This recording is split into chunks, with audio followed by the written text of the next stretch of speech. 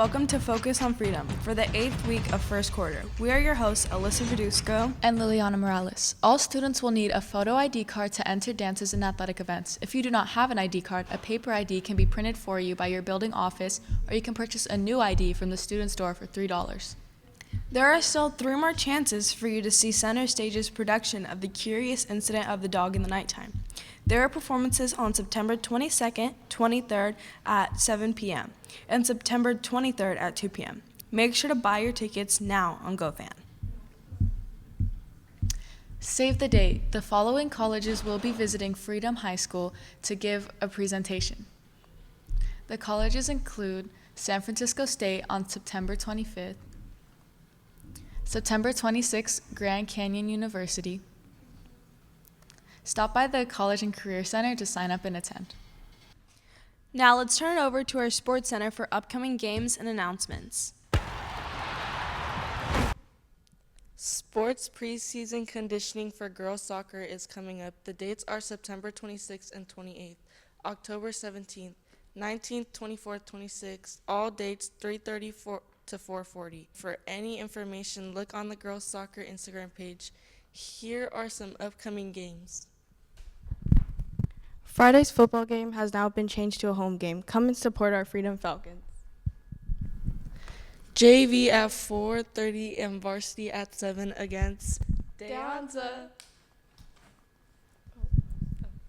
There's also a water polo game on Tuesday after school and cross country on Wednesday. Come and support our Freedom Falcons. Back to you guys. For this week's Falcon Pride announcements, here are some videos from our video students.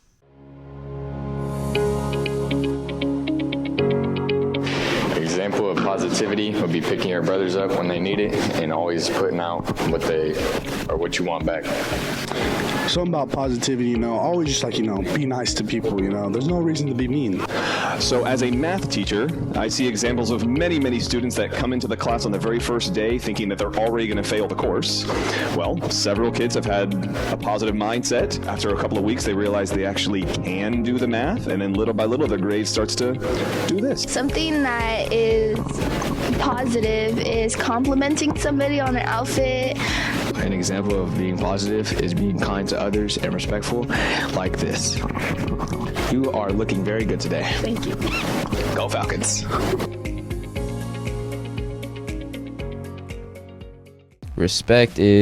I believe respect is being nice to one another.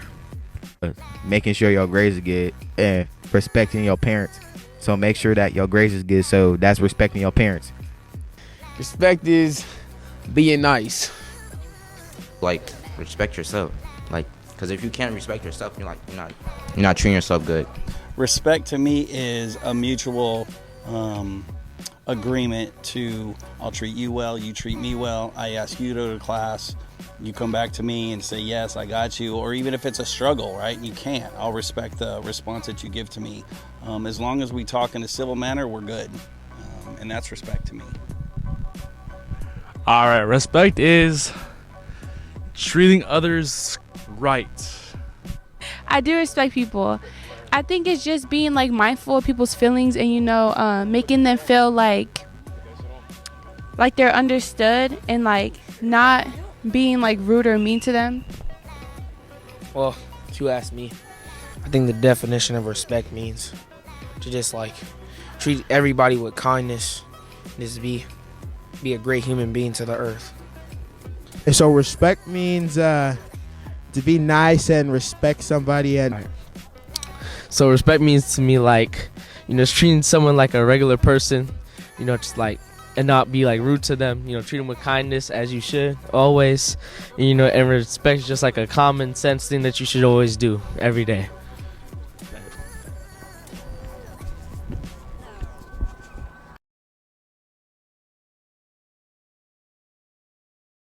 All right, so what does it mean to be inclusive? I think what inclusive means is to include everybody in your surroundings and to football games and activities and etc. I think it means when you gotta be friendly and open. To be inclusive means to be included, a part of the inner circle. when you see someone like doing their own thing, like if you're all in a group, like ask that person like come work with you, because it's like, why have someone work by themselves when they can just be all in a big group?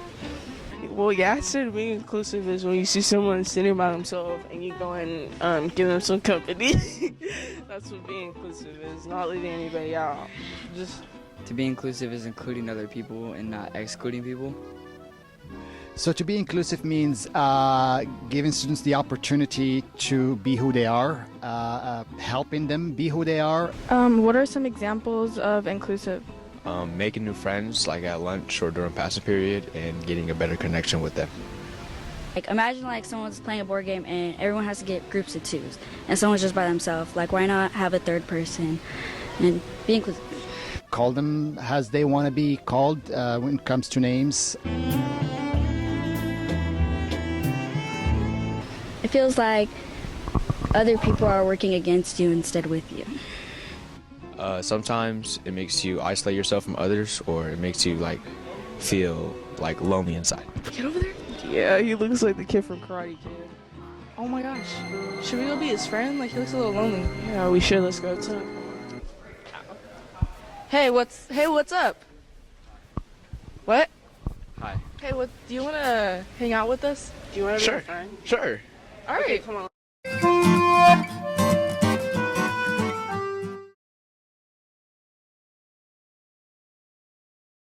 Dedication is putting your mind to anything that you decide to do in life. Ever give up or something?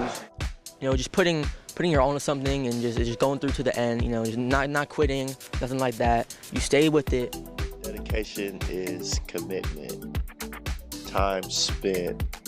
Dedication is something that you constantly do. Like you are dedicated to doing the same thing over and over and over again until you finish it. I feel like it's something like that motivates you. It has to do with something that you would rather enjoy. So like for me, I've done band ever since I was in 5th grade. I think dedication is more like perseverance and just like trying your best on staying on like a topic or something that you're like wanting to put your mind and everything on. 5th grade to senior 12th grade, I've dedicated all my time into playing music, listening to music, and overall performing it.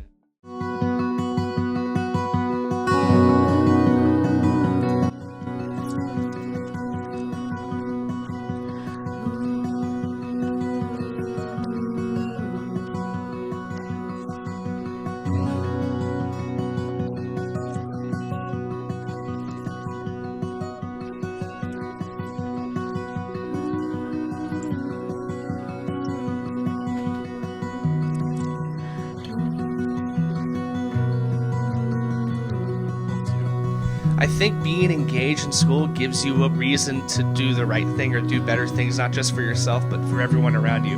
School is really very much a community. And so if you are engaged in that community, you're going to be more willing to help that community succeed. So it doesn't just help you, but it helps the community. And vice versa, that means that person is also helping you. Just like a nice, strong family.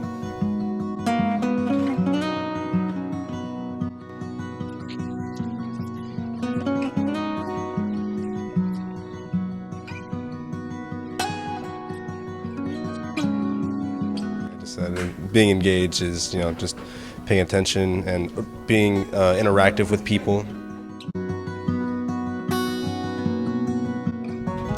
Being engaged can affect you from your mental state. You could be completely happy to sad, just depending on your level of engagement. If you feel like you're engaged with your peers, engaged with the classroom matter, you're generally going to be happier. You're going to be wanting to learn more things, do more things. So that, foremost, is the first reason of being engaged. And it just helps you with the next step. It's kind of a snowball effect. It's, an object at rest stays at rest, an object in motion stays in motion. So if you're engaged, you're going to be more likely to do the next thing, and then all of a sudden you're firing on all cylinders. Being engaged can really determine who you talk to, can determine your grades for some people. It can determine what kind of stuff you do after school. Just being engaged with different things that you might do during school or not.